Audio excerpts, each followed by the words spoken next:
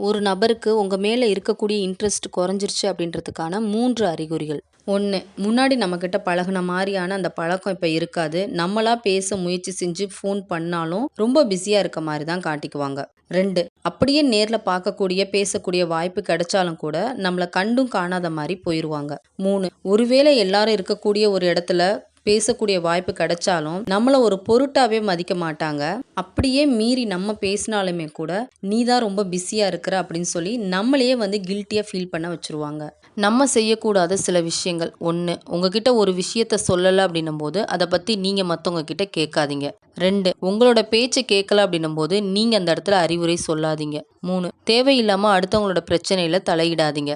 4. உங்கள கூப்பிடல அப்படின்னும்போது அந்த இடத்துக்கு போகாதீங்க.